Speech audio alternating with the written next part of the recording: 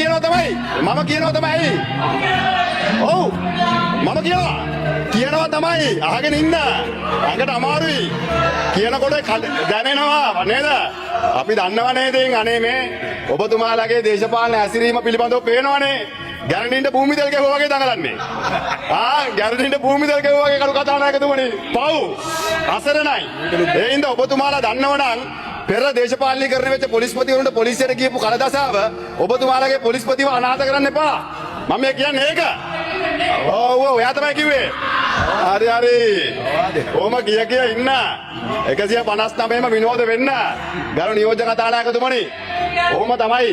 අවසාන කාලේ වෙනකොට ඔය වගේ සිදුවීම් සිද්ධ වෙනවා. හැබැයි ඉතින් ඔබතුමාලා මෙතන මේ කයිවාරු ගන්න පුළුවන්. ඔබතුමාලා මෙතන දඟලන්න පුළුවන්. අවබෝධයෙන් බොරු කියන්න පුළුවන්. ඔබතුමාලට ඕන විදියට චෝදනා හදන්න පුළුවන්, නගන්න පුළුවන්, කියවන්න පුළුවන්. හැබැයි ඉතින් මතක තියාගන්න.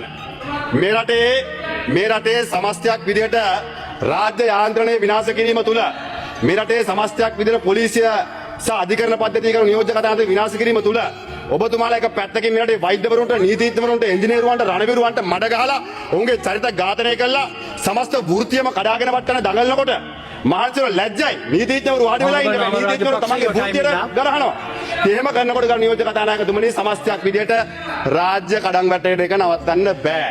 ඒ රාජ්‍ය කඩන් වැටෙනකොට පස්සේ ඇවිල්ලා කිඳිරි ගන්න එපා. අනේ මෙන්න මේ රාජපක්ෂලාගේ වැඩක් කියලා කිඳිරි ගන්න ලෑස්ති වෙන්න එපා.